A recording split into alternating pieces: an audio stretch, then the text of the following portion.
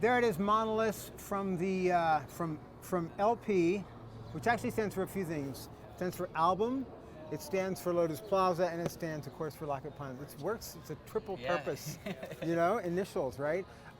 Okay, so that title is just. I mean, I kind of get it, and the hardcore Lotus Plaza fans watching this, who I'm sure there's a few, probably have read about it, but. And if I get it totally wrong, just tell me. But as I understand, it has to do with quantum physics, right? Mm-hmm. And this is from what I read anyway, it was a phrase that Einstein used to kind of dismiss the idea of quantum. Yeah, well, it was, he I don't think it was something like he fully agreed with it first or something, but it's just like the idea that like particles are like, well, I guess it's like called entanglement, or that are like forever entangled to each other, that despite any amount of distance, like an inch or like, millions of light years, like if one were to change like its spin or something, the other is immediate. Like it's almost like it's just like the quickest form of, communication in a way. It's like, if they were thousands of light years apart, like even the quickest methods of communication that we have would take, 1,000 light, or like how, right. It'd take forever. And so, it's just a really interesting concept, I thought. And I didn't realize until recently that you actually have a real ongoing interest in physics or astrophysics. Yeah. I that was something that I was like super into. Like since I was a kid, I'd go to my middle school library and like get a book on like the solar system and like black holes and all that stuff. I've always been like very, very into it. And then like, it's would you like, I want to be an astronaut when I was a little kid, or? No, it takes a certain mind to do that stuff. And I don't think I'm quite capable. Because you're too much of the dreamer that we were talking about before. Also, I mean, you have to be extremely smart to pull it off. Like right. It takes a lot.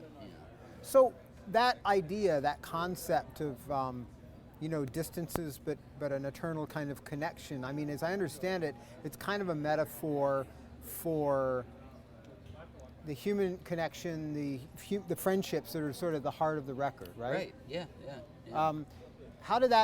Was that an idea that kind of developed over time? Did you say, were there like, did Strangers and Out of Touch come along and you think, well, yeah, I'm going to go with that thematically, or?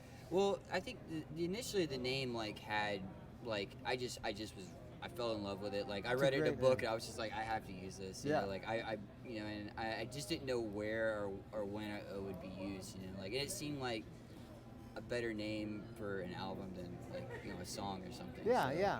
And that's where initially it came. But I feel like a lot of the theme like plays into that like in time. But at first it was just because I liked the name. Well, I don't think any track on the record sort of illuminates that idea of abiding kind of bond or friendship than Remember Our Days. Beautiful song, and one that actually, didn't you release it as a split 7 last year? Yeah. In an earlier version? Yeah, that was like a demo version. Yeah. Was there any, and also that amazing quote you said recently, something about how to you friendship is as important as romance or love, in your life, and I couldn't agree more. I mean, hopefully when one is in a relationship, a friendship is at the base of that relationship anyway. So was there any one friendship that led to that song, or is it a mix of experiences? It's about my grandmother who ended up passing away last year, and so it's sort of like, it's about her and like our friendship that we had. Written after she passed? Yeah. Well, speaking of friendships, and I don't want to belabor the history too much, but just because it's the first time I've ever had a real chance to talk to you, it's pretty much indie rock legend at this point. The bus port at school where this guy Bradford wanted to meet you, and you guys met, and then started playing a band together, and you, I think, went away for a while and then came back and joined Deer Hunter at some point, right after they'd been going for a couple years, right? Yeah. And the rest is legend at this point. I mean, no, seriously, but do you think that I don't want to give him too much credit, but do you think you would have gone into music, pursued it, had you not met him? You know, and I'm gonna say, you know, maybe not. Like I was always writing music, but like I don't know that like he was always like such a huge influence on me. Just like he would like, you know, was like, check out this band, and I'd be like, okay, you know, and just like all this stuff, and like, you know, he's just always been like a huge figure in like my musical identity and like my passion for it, you know. And Were your tastes different, and they sort of like at some point jive more together, or were you? Yeah, I think so. I mean, like he like really turned me on to stuff that like, you know, like really changed how I thought about music, you know. And what about in terms of just your own confidence as a musician, or you're simply your ability? I mean, has he been an influence in that way totally. as well? I mean, like I think we both like to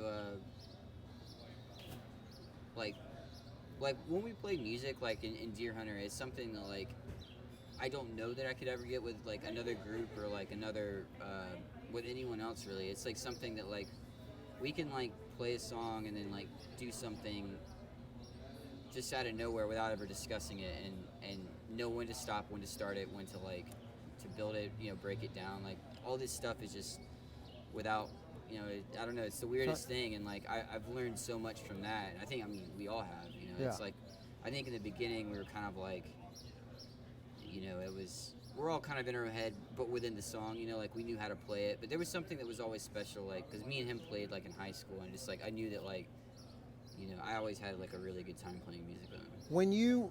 So did you went away to college for a couple of years? Mm-hmm. What were you studying there? I studied theater first because I did it in high school, which is an interesting choice for someone who people think of as being terrifying. Like really? Absolutely terrifying. Did you do it because you thought it would be good for you? Yeah, I liked that it pushed like this side that I was so scared to do. Like I thought I was gonna pass out like literally before I got on stage every time. But then once you get out there and you get into it, it sort of goes away. And like I liked that I was kind of just like going at it like head on, you know. And music does it in a different way. It's very different, but you know the exposure is still there, so you're like still kind of like. But well, in a way, it's more exposed because if you're writing your music, it's you're sharing more of you than if you're doing Shakespeare or whatever, right? Yeah. Yeah, and so at what point? I mean, were you going to pursue theater then? Were you thinking of acting or? No, I didn't know. I didn't know like. I was actually sort of already like in my way into science. Like I eventually became like before I dropped out of school as a chemistry major, and like I was sort of getting into that already at that time. Like I liked, you know, like I liked theater, but it's not what I wanted to do. I was still kind of like feeling it out, you know. I mean, it was like my first year of school. I didn't really know. And then did you drop out for the band? Yes. I was like. How did that go over with the Puntts up in Marietta? My parents understood. I mean, like I think my mom now doesn't mind. You know, like actually my parents never say anything about it anymore. They used to be like, oh, when are you gonna finish school? You know, and like, but now they're like. Well, it's hard to argue with what's happened for you guys in the last. They're extremely supportive now. Even in the U.S., you guys are out through mid-May, and then I assume is there going to be Europe after that? I think we're gonna try to do it in October. I think just take a break because I'm getting married in September, so it'd be like the month before would kind of be a lot busy with on, that. So. Congratulations on that. I had heard that, by the way. Was that have you guys been together a long time? Yeah, it's almost 5 years now. Yeah. So, Cool. So was the decision to do that like a long time coming, or like? Yeah, I knew I wanted to do it. I definitely like grow up slower than a lot of people do. I think like I just sort of I'm kind of stubborn. I don't think you're doing it late. If anything, I was going to say you're doing it early. Well, you know, I knew that I wanted to, but I was like hesitant with the idea because of like I don't know. It just seems so like I think I kind of reject things that I think are like overly adultish or something. You know, like I kind of like just you know it's. Still kind of weird. Or things that are expected of you, maybe. Right. Yeah, you know, and so I think I just kind of had this this weird false idea of what marriage actually, or what it wasn't, you know, and then But now, like I think it is what you make of it. I think right? so too, and I'm very excited. I think at first I was just like, you know, what's the point? I just did. I was also. I think I used to be a lot more negative too. So. Yeah. So it wasn't like she was pushing to make it happen. No. Is it? And is this true that you proposed via? You were at a drive-in? Yeah. I had this idea. I didn't think it would ever work. It was like I wanted to like pull up to the drive-in and like either the movie starts, which that night in particular was a double feature, so it was like, oh, this is even more perfect, and come on in between, and so that way we could actually watch the movie, I guess. But I was like, either it would come on in the beginning or after the movie, and I'd just be right there, and like it would be like on the screen. But I was like, I don't know how I would do that. And I like told my dad about this idea, and he's like, well, I work with, this guy did projections at the Starlight 6. It's like a really old drive-in in Atlanta. And he's like, he did it for years, and now his son does it.